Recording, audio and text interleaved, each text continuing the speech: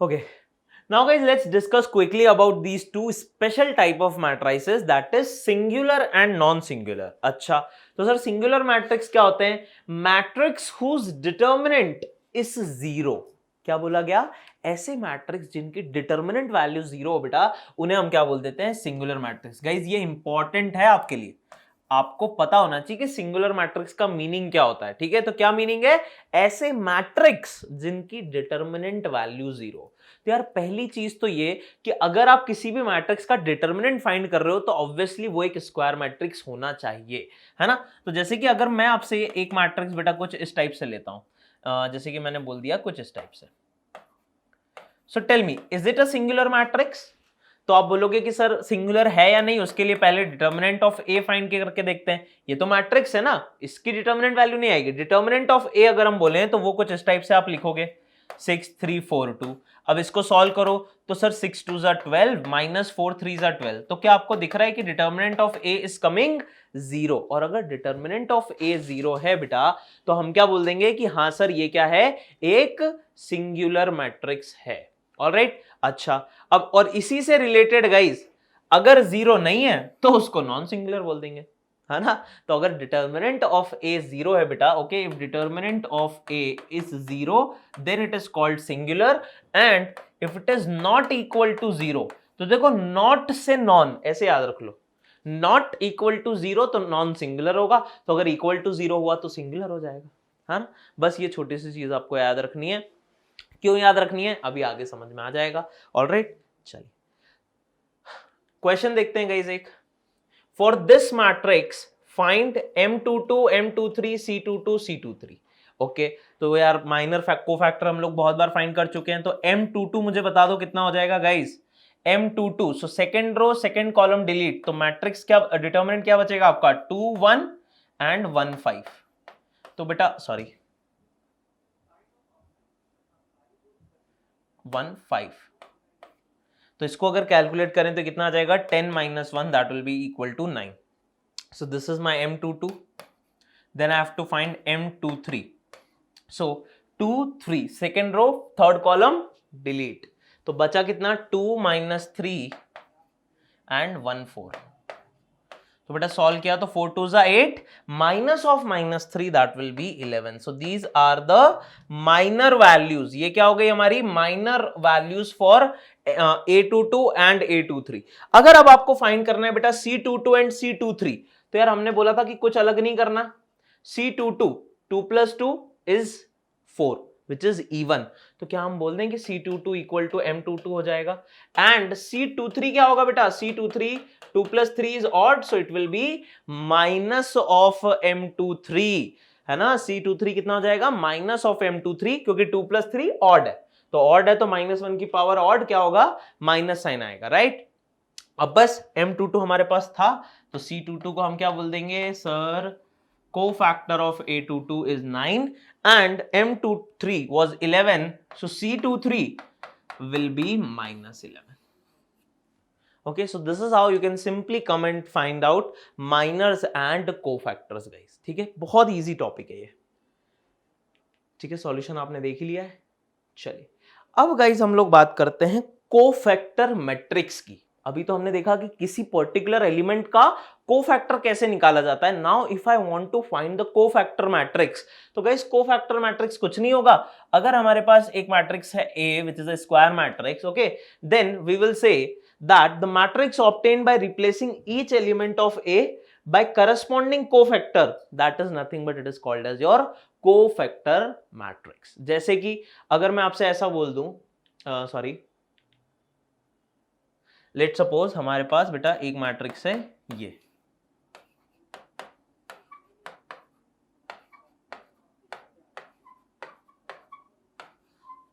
this is a square matrix A, okay, A11 A12 A21 A22. So if I need to find the cofactor matrix, अगर मुझे इस particular matrix A के लिए cofactor matrix find करना है, okay, so what will B that cofactor matrix. तो हम बोल देंगे कि अगर A11 की जगह C11, A12 की जगह C12, A21 की जगह C21 और A22 की जगह C22 मैं पुट कर दूंगा, so this matrix is nothing but it is called as the cofactor matrix of matrix A, है ना। हमने क्या फाइंड किया है, तो सारे कोफैक्टर्स निकाल लो, उसे अरेंज कर दो, तो वो क्या हो जाएगा, सिंपली आपका कोफैक्टर मैट्रिक्स। तो कोई नई टर्मिनोलॉजी नहीं है ना। फाइंड क्या करना है हमें, सिंपली कोफैक्टर्स ही फाइंड करना है। तो ये जो मैट्रिक्स बनेगा सारे एलिमेंट्स को रिप्लेस करने के बाद कोफैक्टर से, ये आपका cofactor matrix. And guys now let's come to, तो ये जितना भी डिस्कशन था हमारा about minor, cofactor, singular, non singular, ये सब किसके लिए था, तो ये सब था गाइज दो इंपॉर्टेंट टॉपिक पढ़ने के लिए, that is adjoint and inverse. So let's see the first important topic, that is adjoint of a matrix.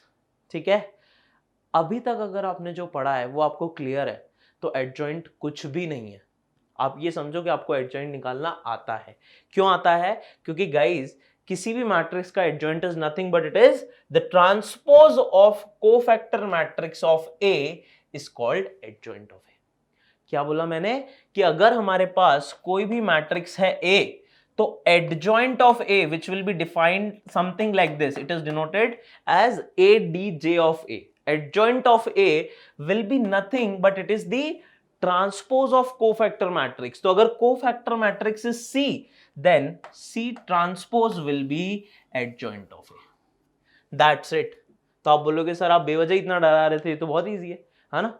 Cofactor find करना हमें बहुत इजीली आता ही है, उससे मैट्रिक्स बना लेंगे और उस मैट्रिक्स का ट्रांसपोज ले लेंगे, तो वो ही क्या होता है, that is your adjoint only. Okay, so this is the simple definition. Yes, all right, it is denoted as adj of A. Okay, so you can use brackets as well, or if you don't want, you can just write it as adj of A, adjoint of the matrix A. All right, so this is how you can basically write it, is transpose of the cofactor matrix. That's it. All right, let's see a question just based on this definition. Okay, तो question क्या है, find adjoint of this matrix. So you have a 3x3 matrix, हमें क्या करना है, हमें इसका adjoint find करना है। तो यार एडजॉइंट फाइंड करने के लिए पहले हम सारे कोफैक्टर्स फाइंड कर लेते हैं, क्योंकि कोफैक्टर मैट्रिक्स निकालना होगा। ओके, सो कोफैक्टर्स फाइंड करने के लिए guys if I right C11, so guys C11 you can clearly see it will be equal to M11, right? And M11 will be what? First row, first column delete, minus 2 into 1, minus 0. So that will be minus 2 only. C12, that will be minus of M12 because 1 plus 2 is odd, right? तो अब M12 कितना होगा, first row, second column delete, right? पहले M11 के लिए first row, first column किया था, अभी क्या होगा, first row, second column। तो ये 0 into 1 0, 0 into 1 is 0, तो ये तो equal to 0 ही आ गया, बहुत अच्छी बात है। और C13 क्या हो जाएगा बेटा, first row, so first of all C13 again 1 plus 3 is even, so it will be M13, right? And first row third column delete, so 2 into 0 is 0, minus of minus 2, can you see? So that will be equal to plus 2. So this is your C13. Similarly, if I find, let me use a different pen. Yeah, if I find C21 beta, so C21 will be again minus of M21. Second row, first column delete, 0 into 1 0, minus of minus 2 is 2, right? Minus of minus 2 is 2, but I have again a minus sign over here, so it will be minus 2. Okay, what about C22 then? Second row, second column delete, 3 minus of minus 1, that is 4, and like you can clearly see it will be equal to minor only, and that is equals to 4. And finally I have C23, which will be equal to minus of M23, and M23 will be second row, third column delete, 2 3s are 6, 0 into 1 is 0, तो ये आ जाएगा बेटा minus of 6 के equal. ठीक है guys, थोड़ा सा लेंदी होता है ये प्रोसेस, है ना। फर्स्ट रो के कोफैक्टर आ गए, सेकंड रो के आ गए, अब थर्ड रो के देख लो। तो C31 कितना होगा, third row first column delete 0 and minus 2 into minus 1 कितना हो जाएगा बेटा, 2 हो जाएगा। तो 0 minus 2 is minus 2, and you can clearly see C31 will be equal to the minor only, M31. फिर आ जाएगा C32 which will be minus times of M32. This and this delete, 0 0 is 0 only, so this is coming 0. And finally C33, that will be equal to M33, third row third column delete, 3 into minus 2 is minus 6 minus 0, so guys it will be equal to minus of 6. Now you have all your cofactors, सारे cofactor हमारे पास आ चुके हैं। तो अब हम क्या बोल देंगे, कि सर जो एडजॉइंट होता है वो कोफैक्टर मैट्रिक्स का ट्रांसपोज होता है। अब कोफैक्टर मैट्रिक्स क्या है? -2 0 2 -2 4 -6 -2 0 -6। Okay, so this is my cofactor matrix. ये क्या है? हमारा कोफैक्टर मैट्रिक्स है। इसका अगर ट्रांसपोज ले लिया जाए तो एडजॉइंट मिल जाएगा। तो बस इसका बेटा ट्रांसपोज ले लो। ट्रांसपोज कैसे लेते थे? फर्स्ट रो को फर्स्ट कॉलम, सेकंड रो को सेकंड कॉलम और थर्ड रो को बेटा third column. That's it. This is your adjoint for this particular matrix. तो बहुत इजी है। पहले सारे कोफैक्टर्स फाइंड करेंगे, फिर उसका कोफैक्टर मैट्रिक्स लाएंगे, उसका ट्रांसपोज ले लेंगे, तो हमें क्या मिल जाएगा? Adjoint of A. ओके, सो थोड़ा सा प्रोसेस लेंदी होगा। आप सोच रहे होंगे सर कि इतनी कैलकुलेशन है। गाइस कैलकुलेशन मिस्टेक नहीं होनी चाहिए, प्लस माइनस की, है ना। अगर वो हो गई तो आपका पूरा आंसर गलत हो सकता है ना। आई होप मैंने यहाँ पे नहीं की होगी। ठीक है, यस। तो आपको भी नहीं करना है ना। थोड़ा सा माइंड से आप अच्छे से थोड़ा स्लो जाके सही से कीजिए and get the answer, because steps are very easy. सोचने वाला काम है ही नहीं, बस करते रहना है। Okay, so this is how we can find adjoint of a matrix. Okay, solution we have seen. अब गाइज एडजॉइंट के बारे में हम लोग कुछ चीजें आपको याद रखनी है। ठीक है, तो पहली चीज क्या है? हाँ, तो ये बहुत ही इंपॉर्टेंट पॉइंट है गाइज। तो अभी हमने देखा कि कैसे हम एक 3x3 मैट्रिक्स का एडजॉइंट फाइंड करते हैं। अगर 2x2 हुआ तो आप बोलोगे हाँ सर वैसे ही करेंगे, पहले सारे कोफैक्टर्स निकाल लेंगे। ऑब्वियसली यहां इजी होगा कोफैक्टर निकालना, और फिर क्या कर लेंगे? फिर हम लोग कोफैक्टर मैट्रिक्स का ट्रांसपोज ले लेंगे। ठीक है, तो अच्छा करते हैं। देखो C11 क्या होगा बेटा? That will be equal to M11। So first row first column delete, that will be equal to D only. C12 किसके इक्वल होगा? माइनस ऑफ M12 के, M12, so that will be equal to minus C. Then if I want to find C21, it will be equal to minus of M21, which will be M21 second row first column. ठीक है, second row first column delete किया तो ये आ जाएगा बेटा minus of B, and C22 will be what? That will be equal to M22 and that will be nothing but second row second column. ये दोनों को डिलीट किया तो A आ गया।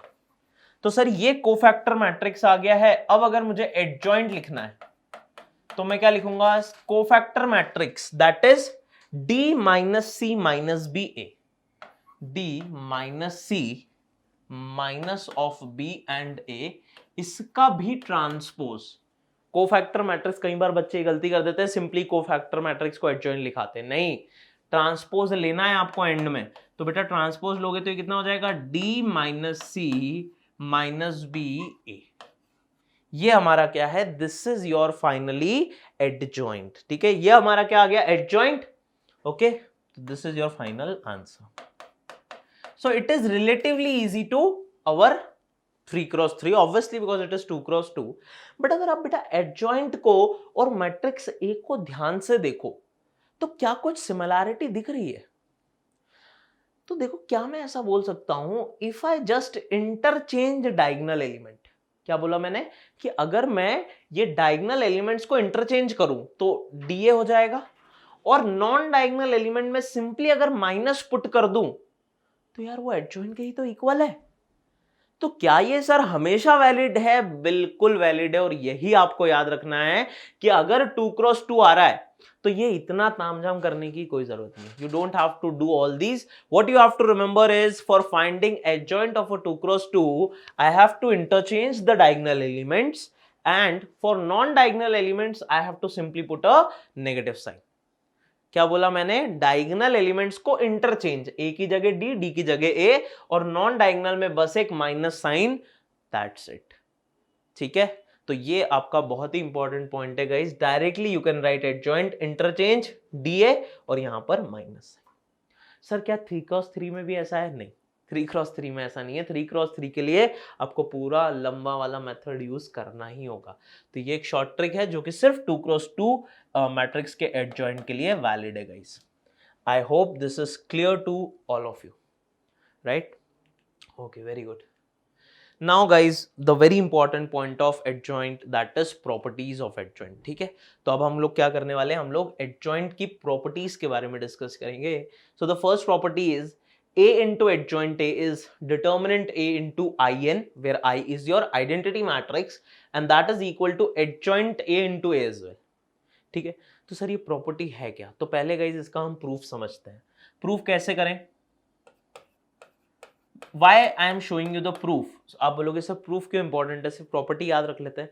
देखो ये प्रॉपर्टी जनरली बच्चे भूल जाते हैं या इसका क्या मीनिंग है वो समझ में ही नहीं आता। तो प्रूफ देखोगे कहाँ से आया तो आपको ये प्रॉपर्टी भी याद रहेगी, है ना। चलो तो प्रूफ बहुत सिंपल सा है यार। देखो अगर हमारे पास एक मैट्रिक्स कुछ इस तरह से है 3x3, I am taking square matrix.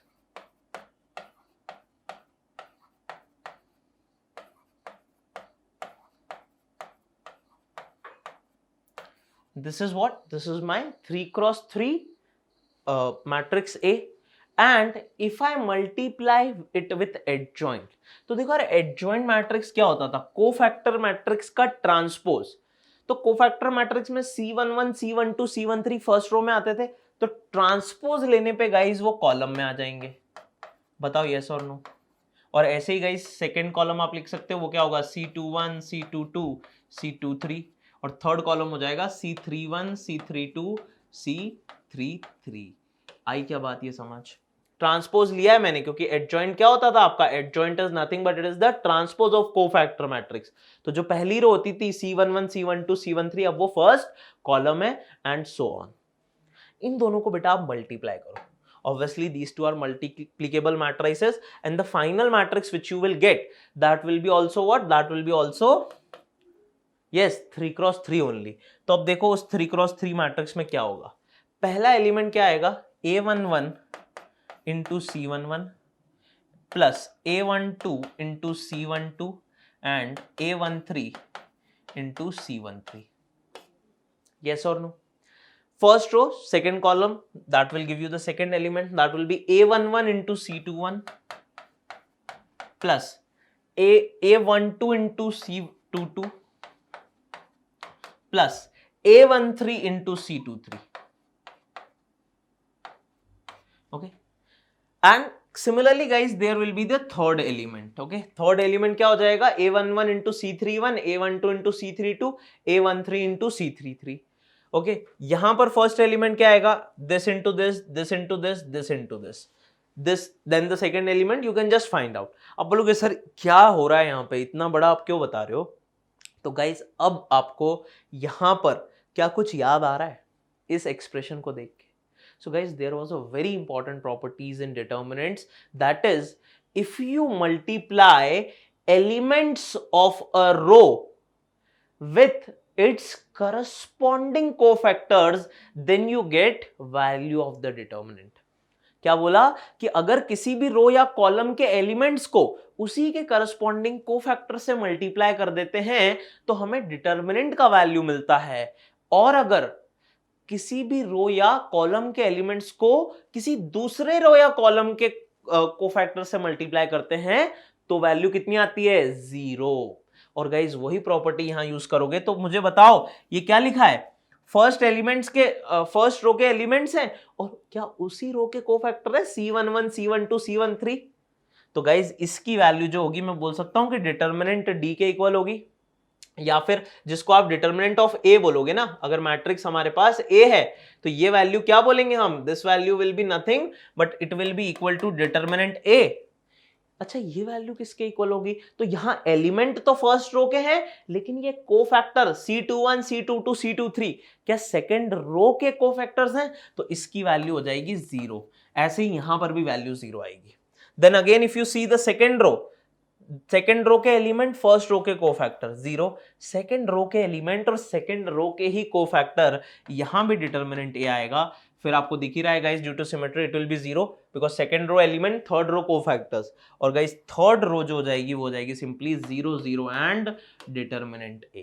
तो हमें क्या मिल रहा है कि अगर मैं A इंटू एडजॉइंट A करता हूं या एडजॉइंट A इंटू A करूंगा तो मुझे कुछ इस टाइप का 3x3 डिटर्मिनेंट मिलेगा in which it's a diagonal matrix, right, with determinant A, determinant A, determinant A as your diagonal values। तो गाइस क्या मैं यहां से डिटर्मिनेंट ए बाहर निकाल सकता हूं? क्योंकि ये मैट्रिक्स है ना, तो मैट्रिक्स है तो कांस्टेंट हम बाहर निकाल सकते हैं, तो यहां डिटर्मिनेंट ए बाहर आ जाएगा और क्या आपको सिंपली ये एक आइडेंटिटी मैट्रिक्स मिलेगा। और गाइस उसी को हमने क्या लिखा है, determinant of A which is a constant into the identity matrix of any order. If it's a is 3 order, identity matrix भी 3 ऑर्डर का होगा। अगर ये 2 ऑर्डर का है तो ये भी 2 ऑर्डर का है। ठीक है, तो गाइस अच्छा एक इंपॉर्टेंट पॉइंट आई थिंक आपको समझ में आ ही गया है कि you can only find adjoint if it's a square matrix. मैंने बताया था आपको, क्योंकि यार कोफैक्टर की बात कर रहे हो, कोफैक्टर का transpose is adjoint and we can talk about cofactor only when A is a square matrix, क्योंकि डिटर्मिनेंट्स की बात हो रही है, right. So here guys you have to remember all the concept of determinant. ये बहुत important property use हो रही है डिटर्मिनेंट्स की, राइट। क्या प्रॉपर्टी है कि किसी भी एलिमेंट्स को उसके करस्पॉन्डिंग कोफैक्टर से मल्टीप्लाई करते हैं तो हमें डिटर्मिनेंट मिलता है, और अगर किसी दूसरे रो के कोफैक्टर से मल्टीप्लाई कर देते हैं तो 0 मिल जाता है। तो गाइज ये प्रॉपर्टी आपकी इस तरह से प्रूव हो गई, and that's why you have to remember now this property, that is a into adjoint A will look something like this: determinant A, determinant A, determinant A, and you know diagonal matrix, all other element as 0. तो आपको समझ में आएगा कि ये determinant A into IN क्या लिखा है ना। Otherwise student always gets confused in this. Okay, so this is the first and very important property. इसी से रिलेटेड गाइज हमारी सेकंड प्रॉपर्टी है, फिर से एडजॉइंट, यहां पर डिटर्मिनेंट की प्रॉपर्टी का यूज हो रहा है। So you know a very important property of determinant, that is determinant of A into B. I can write it as determinant A into determinant B, right? तो यहां पर अगर गाइज मैं फर्स्ट प्रॉपर्टी को use करता हूं and if I take determinant both the side, so I will get determinant of A into adjoint A is equal to determinant of determinant A into IN. Now here guys it will simply become determinant of A into determinant of adjoint A using this property, right? And here क्या होगा, क्या यहां पे भी same property होगी? नहीं यार, यहां ये डिटर्मिनेंट A एक कांस्टेंट है, यहां ये डिटर्मिनेंट A एक कांस्टेंट है, और IN क्या है, ये एक मैट्रिक्स है। अब देखो गाइस ये बहुत इंपॉर्टेंट है, मुझे बताओ कि क्या determinant of K into IN, जहां K is nothing but it is your determinant value, उसको आप क्या लिखोगे? क्या मैं इसे सिंपली K को डिटर्मिनेंट के बाहर निकाल सकता हूं? Can I right it like this? Can I write it like this? Simply this is a constant, so can I simply write it as constant into determinant of the matrix? No, you cannot. अगर ये matrix होता तो हम लिख ही पाते, लेकिन ये constant है तो ऐसा नहीं करेंगे। क्यों? क्योंकि यार अगर कांस्टेंट टर्म मल्टीप्लाइड है किसी मैट्रिक्स से, दैट मींस वो उसके हर रो से मल्टीप्लाइड है, और अगर आप उसे डिटर्मिनेंट के बाहर निकाल रहे हो तो क्या गाइस आपको ये प्रॉपर्टी याद है डिटर्मिनेंट की? You can take constant out only from a single row और सिंगल कॉलम। तो अगर आपको सारी रोज से डिटर्मिनेंट ए को कॉलम कॉमन निकालना है तो क्या यहां डिटर्मिनेंट ए की पावर n आना चाहिए, and then the remaining part will be determinant of identity matrix. We have to take it common from every single row. तो अगर उसका ऑर्डर 3 था, जैसे अभी लास्ट टाइम 3 बार डिटर्मिनेंट ए मल्टीप्लाइड था, तो 3 बार निकालोगे डिटर्मिनेंट ए क्यूब आएगा। 2x2 मैट्रिक्स है तो एक स्क्वायर आएगा, और गाइस डिटर्मिनेंट ऑफ IN आपको पता होगा इक्वल टू 1 होता है। Determinant of the identity matrix is equal to 1, you can calculate and see. तो गाइस डिटर्मिनेंट a की पावर n, इधर डिटर्मिनेंट a की पावर 1 है, डिवाइड करेंगे तो guys determinant of adjoint A कितना आ जाएगा? Determinant A to the power n minus 1। और गाइस यही आपकी प्रॉपर्टी है जो आपको याद रखनी है बाय हार्ट। तो प्रूफ इस तरह से होता है, कभी कंफ्यूजन नहीं होना, ये बहुत इंपॉर्टेंट प्रॉपर्टी। डायरेक्ट क्वेश्चन आता है मेंस में, तो है ना। डिटर्मिनेंट ए एक मैट्रिक्स दे देंगे, बोल देंगे एडजॉइंट ए का डिटर्मिनेंट क्या होगा।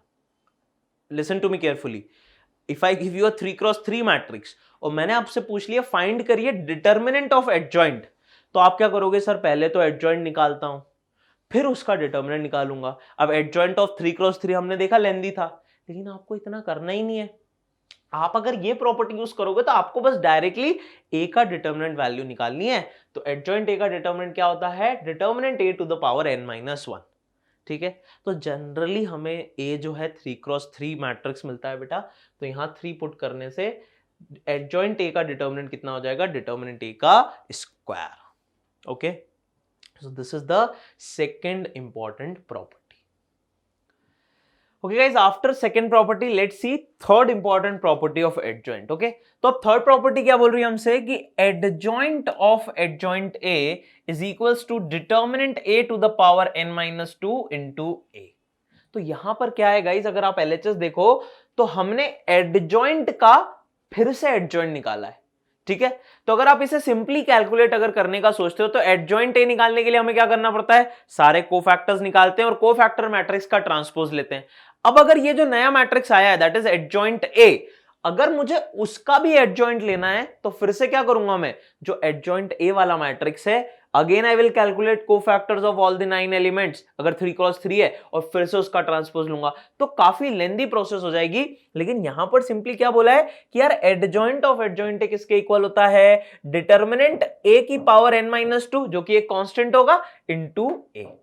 इसका मतलब इस मैट्रिक्स ए से सिंपल अगर इस टर्म को मल्टीप्लाई करेंगे तो एडजॉइंट ऑफ एडजॉइंट ए आ जाएगा, जो कि काफी सिंपल लग रहा है। अच्छा, कैसे आ गया ये इस प्रॉपर्टी को, तो गाइस यहां पर जो हमारी बेटा पहली प्रॉपर्टी फर्स्ट प्रॉपर्टी है ना, ये प्रॉपर्टी बहुत इंपॉर्टेंट है, क्योंकि देखो हमने सेकंड को भी इसी से डिराइव किया था, अब देखो थर्ड को भी इसी प्रॉपर्टी से हम लोग डिराइव करेंगे।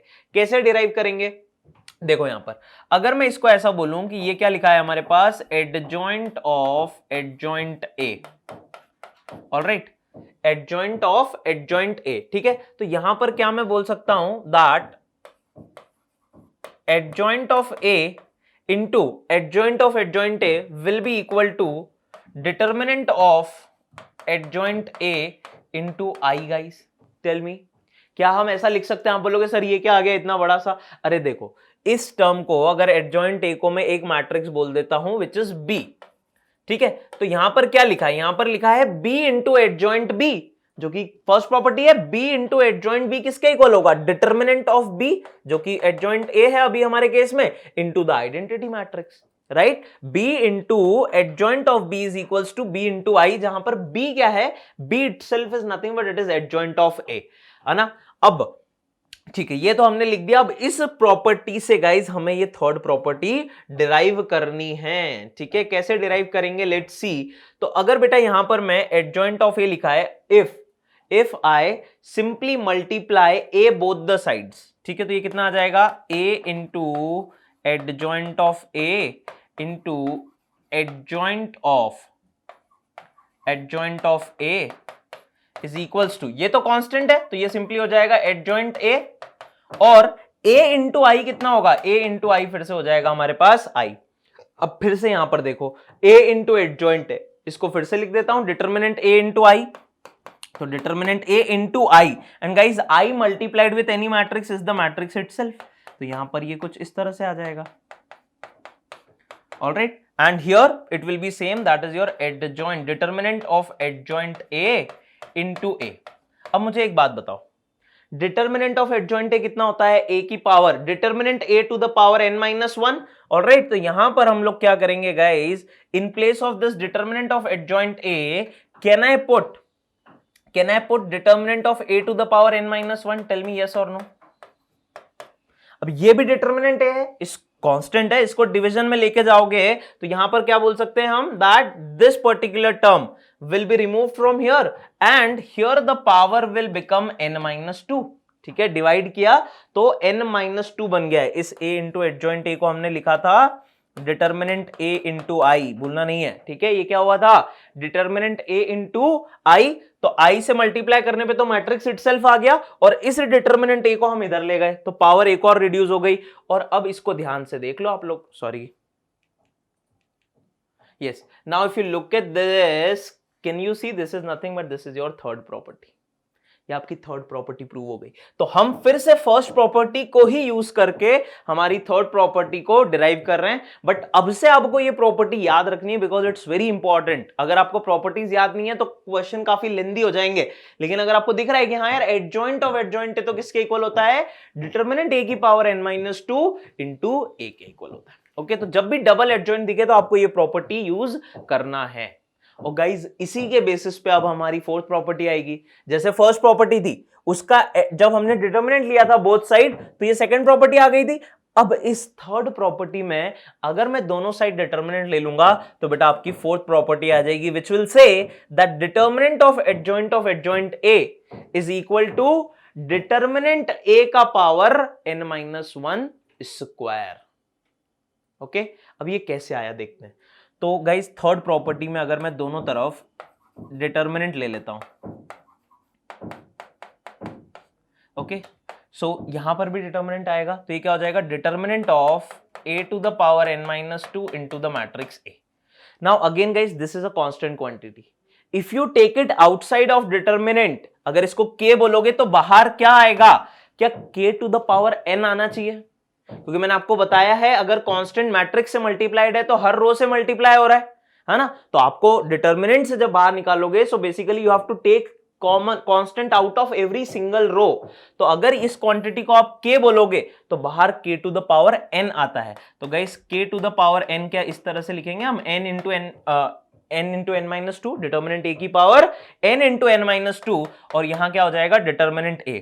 और गाइज अब अगर आप ध्यान से देखें so this will become n square minus 2n, and if base is same power will get add up, so ये +1 हो जाएगा, जो कि गाइज क्या है n-1 का होल स्क्वायर। देख लो यार, तो determinant of adjoint A is determinant a to the power n-1 square.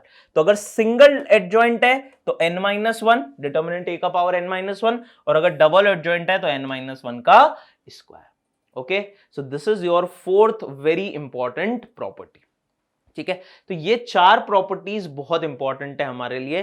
थोड़ा सा आपको देखो, फर्स्ट प्रॉपर्टी को याद कर लो आप, ये प्रॉपर्टी अगर आपको याद है ना तो बाकी सब इसी से हम डिराइव कर रहे हैं, राइट, लेकिन फर्स्ट बहुत इंपॉर्टेंट है, और क्वेश्चन तो हमारे सेकंड और फोर्थ पर बेस्ड भी काफी आते हैं, है ना, क्योंकि ये डिटर्मिनेंट वैल्यू शो कर रहा है हमारे लिए। Okay, now guys there are some very easy properties of adjoint, so let us try to see them.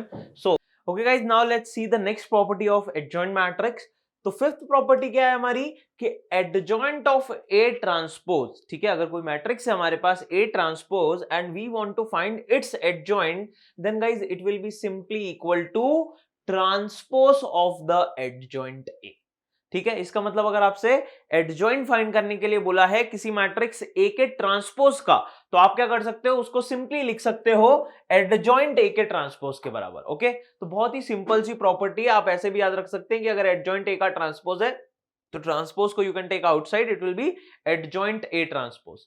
Okay, then guys next we have adjoint of A into B. If you have two matrices A into B, और अगर मुझे उसका adjoint लेना है तो वो बेटा किसके इक्वल होगा, it will be equal to adjoint of B into adjoint of A। तो क्या आपको दिख रहा है ये कौन सी प्रॉपर्टी है, it is again our reversal law. ये क्या है आपका रिवर्सल लॉ, जैसा कि हमने ट्रांसपोज में देखा था, ए बी का transpose B transpose into A transpose था। अभी हम क्या देख रहे हैं कि एडजॉइंट ऑफ ए बी किसके इक्वल है, adjoint B into adjoint A. ठीक है, रिवर्स हो गया, तो ये भी एक इंपॉर्टेंट प्रॉपर्टी है guys. Then next we have is adjoint of a to the power m। ठीक है, अगर a की कुछ भी पावर m है, जहां पर m ऑब्वियसली एक नेचुरल नंबर है। Okay, so adjoint of a to the power m you can simply write it as adjoint a to the power m। Okay, पहले आप क्या करो, a का एडजॉइंट ले लो और उसकी पावर m करो, so it will be equal to adjoint of a to the power m। Eighth property is if you have adjoint of k into a, where k is some scalar guys, constant scalar है, तो अगर आपको ka matrix का adjoint लेना है तो आप क्या कर सकते हो, you can take this k outside. लेकिन जब k को आउटसाइड लेंगे तो गाइज यहां पर k to the power n-1 बाहर आएगा। ओके, ये इंपॉर्टेंट है, you can take k outside but outside you will get k to the power n-1, where what is n, obviously n जो है वो आपका ऑर्डर है। ठीक है, मैट्रिक्स A का ऑर्डर है, तो adjoint of KA can be written as K to the power n-1 into adjoint of A। Alright, तो जैसे कि अगर मैं आपसे पूछता हूं कि किसी भी मैट्रिक्स का अगर लेट सपोज A मैट्रिक्स है, so what will be adjoint of 2A, तो it will be 2 to the power n-1 into adjoint of A। जहां पर n ऑर्डर है बस, तो n की वैल्यू पुट कर दो, आपको एडजॉइंट ऑफ 2A कुछ इस तरह से मिल जाएगा। तो देखो ये प्रॉपर्टी सारी यूज करके हम लोग बहुत कभी भी अगर क्वेश्चन में हमें इस तरह का कुछ मैट्रिक्स गिवन है तो we can convert it to adjoint property. Can you see, adjoint A की टर्म्स में हम उसे लिख सकते हैं, आपको फिर से एडजॉइंट फाइंड करने की जरूरत नहीं है guys. Okay, so these are guys 8 important properties of your adjoint matrix. ठीक है, चलो अब हम लोग गाइस कुछ क्वेश्चंस करते हैं। Let's see some questions.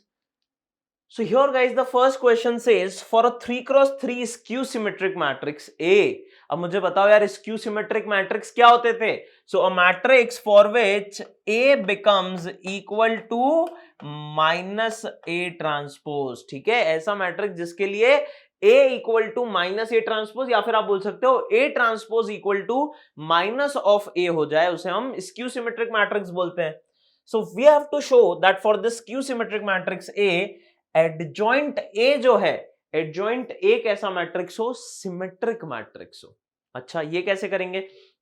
तो देखो यार यहां पर अगर मैं एडजॉइंट ए की बात करूं, okay, so this is your adjoint A, alright. So if you now have to prove that this is a symmetric matrix, let's simply take transpose of this matrix. ठीक है, हम देखते हैं कि एडजॉइंट ए का ट्रांसपोज किसके equal है।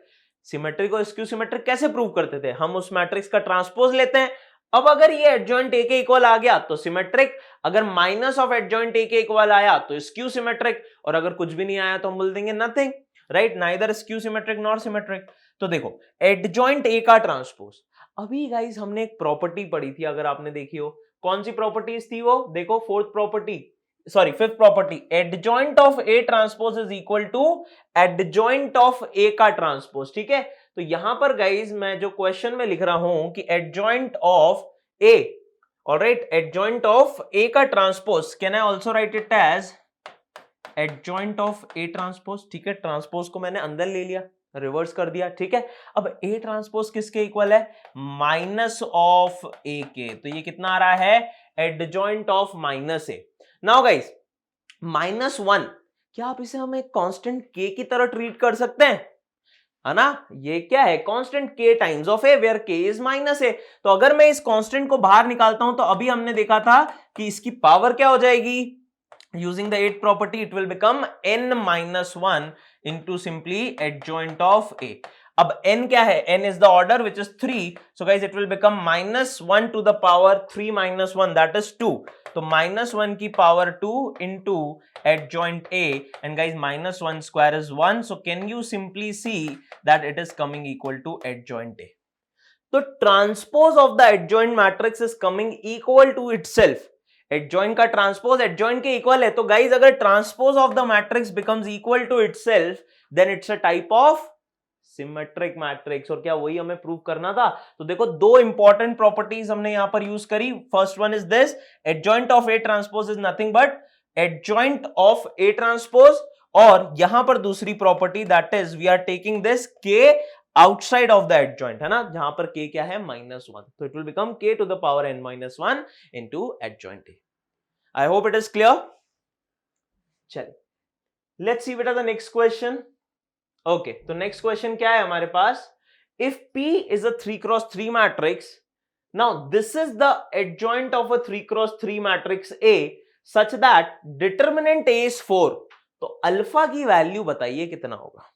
आपको क्वेश्चन में क्या गिवन है, आपको एडजॉइंट मैट्रिक्स गिवन है, alright, this is the adjoint matrix, और हमें डिटर्मिनेंट A की वैल्यू 4 गिवन है बेटा।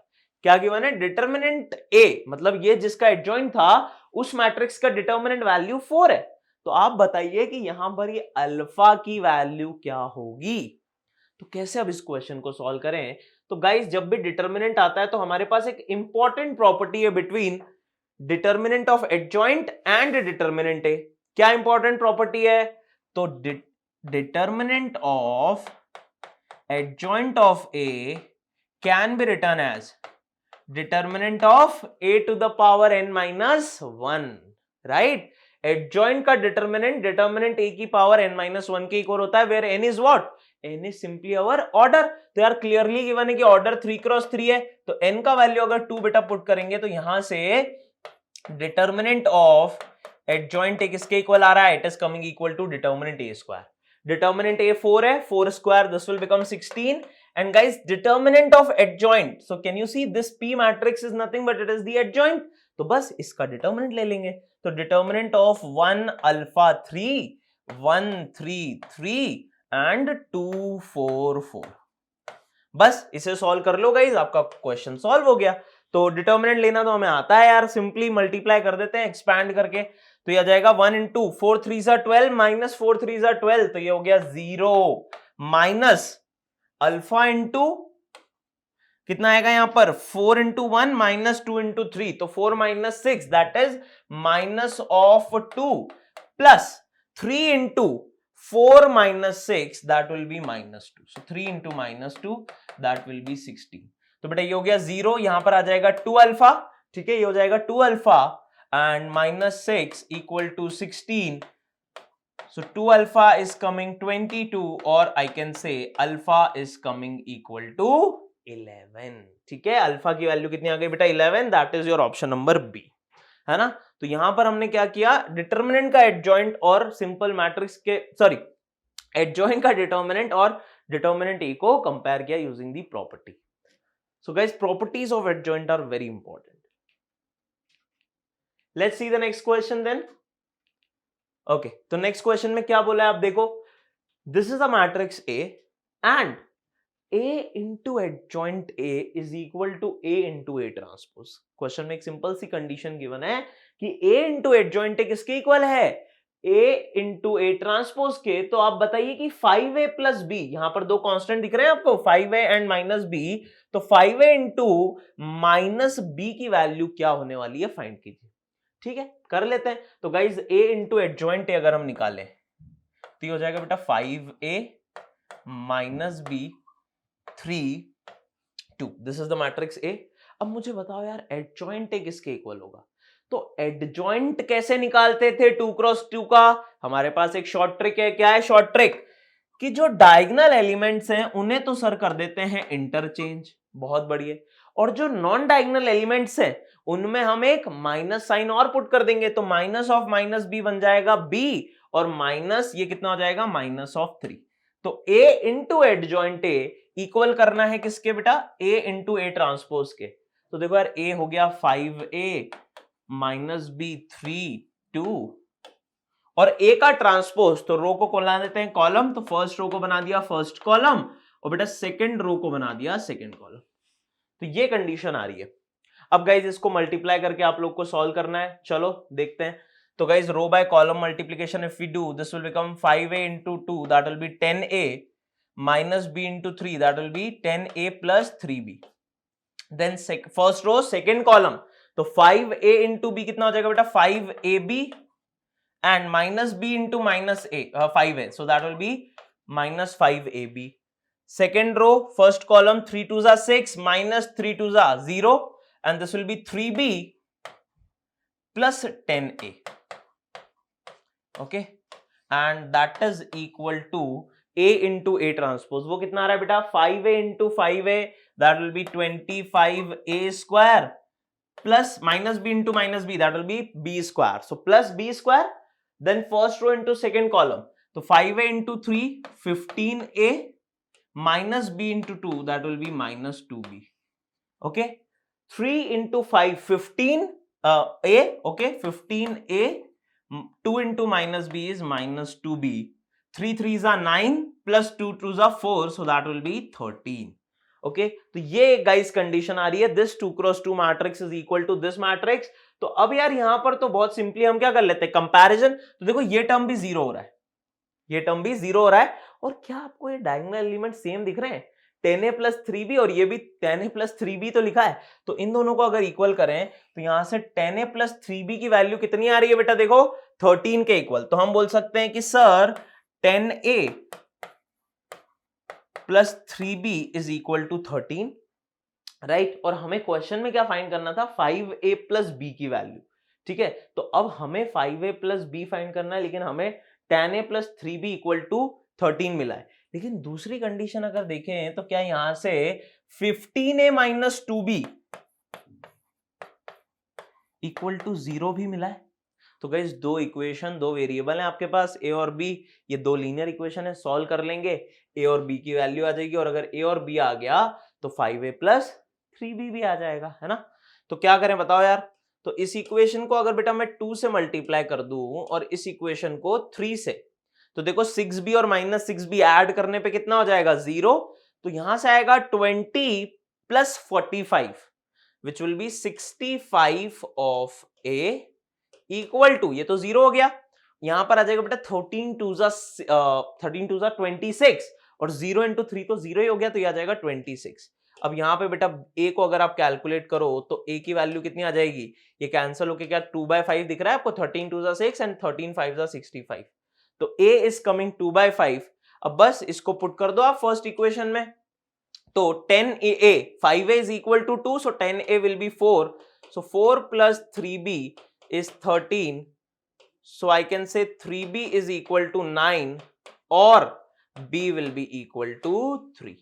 ठीक है, तो b की वैल्यू कितनी हो गई 3 और a की वैल्यू 2/5 पुट कर दो यार, तो 5a सर 2 के इक्वल है और b इक्वल टू 3 है, तो 2 प्लस 3 आंसर आ गया 5 के इक्वल। ठीक है, आंसर कितना आ गया बेटा 5 के equal.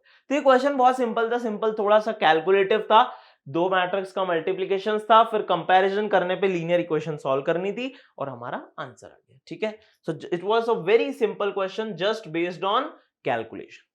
I hope it is clear. चलिए नेक्स्ट क्वेश्चन देखते हैं गाइज। ओके, तो गाइज ये क्वेश्चन आपका आईआईटी एडवांस में आया हुआ क्वेश्चन है, I think this was a integer type, यहां पर ऑप्शंस बना दिए गए हैं आपके लिए।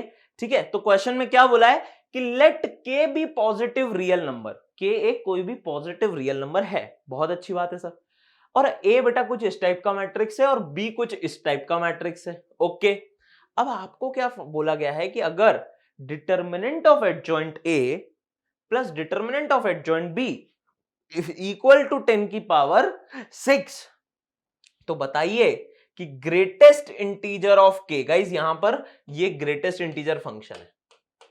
Okay, this is given. Okay, question में गिवन होगा ये आपको हमेशा, जब भी इस टाइप का वैल्यू, देखो इसको अगर देखो मैं आपको बता भी देता हूं, है ना, अगर ये क्वेश्चन सिर्फ इतना होता और ये आईआईटी में आया हुआ क्वेश्चन होता, अभी तो शायद कुछ बच्चे समझ जाएंगे कि हाँ सर ये ग्रेटेस्ट इंटीजर ही होगा, पर अगर आईआईटी में आया है और नहीं लिखा है कि ये फंक्शन जीआईएफ है, तो फिर आप इसको सिंपल ब्रैकेट भी मान सकते हो यार।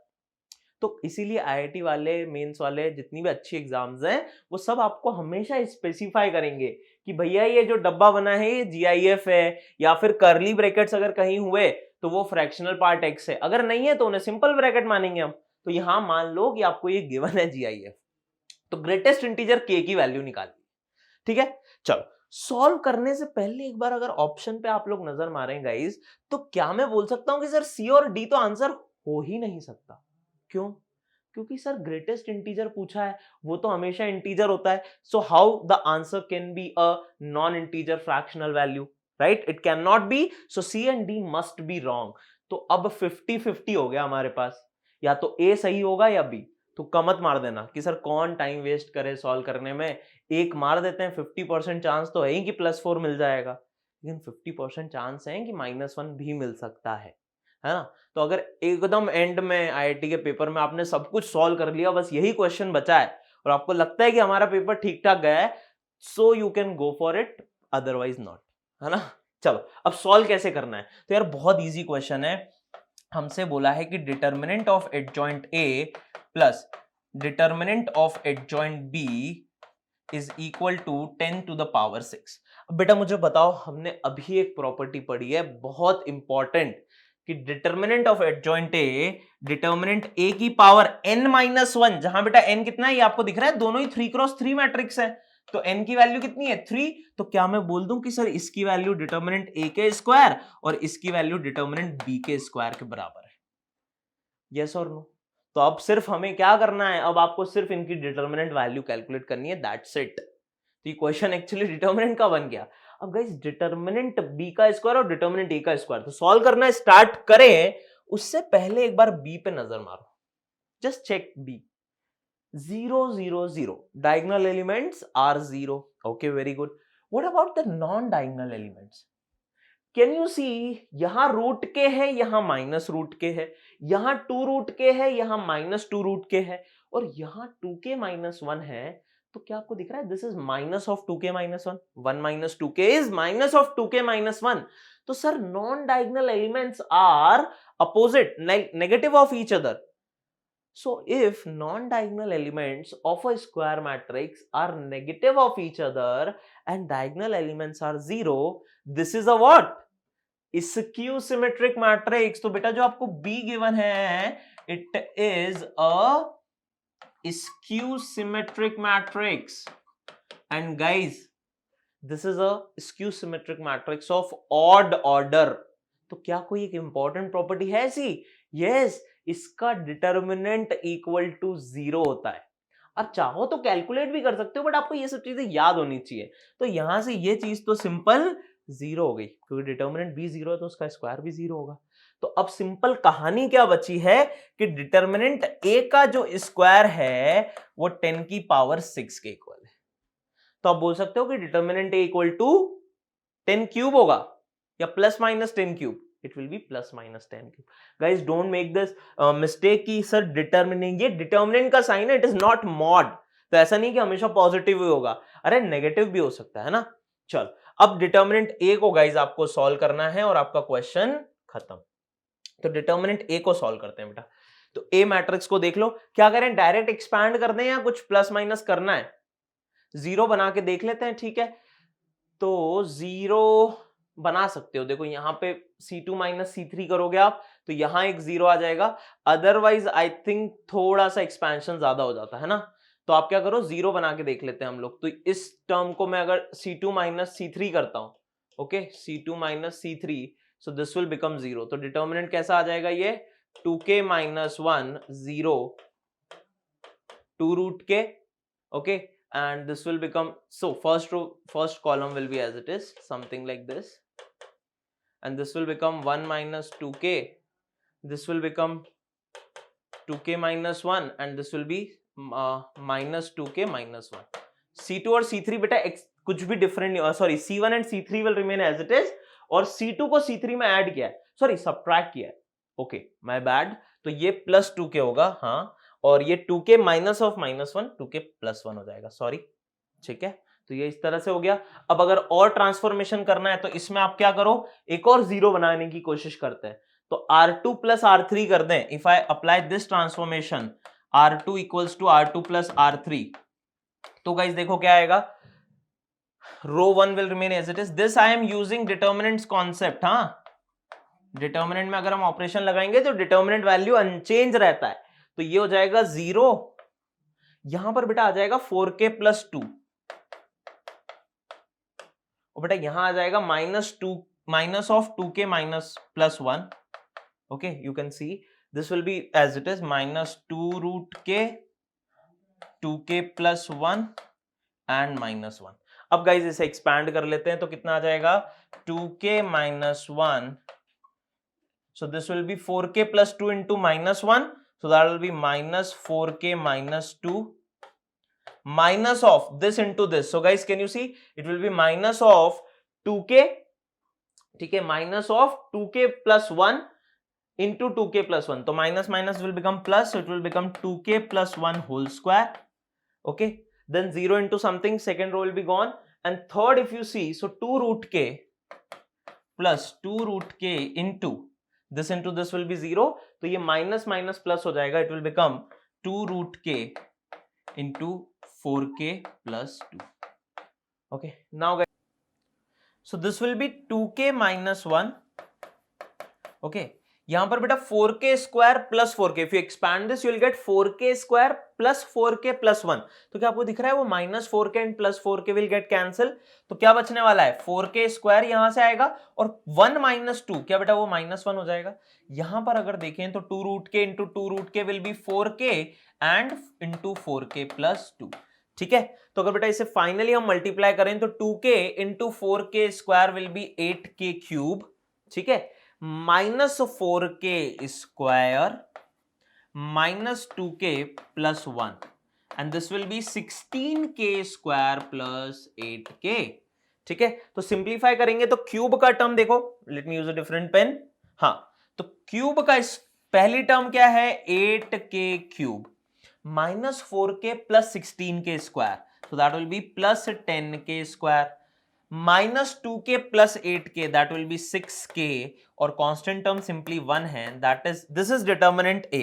ओके, अब देखो डिटर्मिनेंट a जो दिख रहा है आपको, ये जो क्यूबिक एक्सप्रेशन है, क्या इसे हम फैक्टराइज कर सकते हैं? तो देखो 8k क्यूब, क्या इसे मैं लिख सकता हूं 2k का होल क्यूब, है ना। यहां पर क्या है, sorry 16 minus this will B 12, 16 minus 4 है ना, तो ये 12 होगा, 10 नहीं होगा 12, 16 माइनस 4।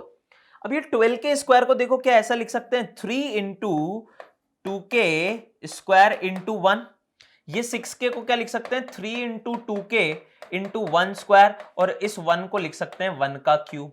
तो क्या आपको दिख रहा है a cube plus 3a square b plus 3ab square plus b cube, तो ये तो लिखा है a प्लस b का होल क्यूब। मतलब डिटर्मिनेंट a की वैल्यू कितनी आ रही है 2k प्लस 1 का क्यूब। और गाइज यहां से हमें क्या मिल गया था कि determinant a can be equal to plus minus 10 cube. ठीक है, किसके इक्वल है, प्लस माइनस 10 क्यूब के। तो इसका मतलब 2k प्लस 1 की जो वैल्यू है 2k plus 1 cube, that is determinant a, it is equal to either plus minus 10 cube. तो आप बोल सकते हो कि 2k plus 1 can be equal to plus minus 10। तो प्लस 10 लेंगे तो गाइस k की वैल्यू कितनी आ जाएगी, 10 माइनस 1 दैट इज 9/2, और माइनस 10 लिया तो ये हो जाएगा माइनस 11/2।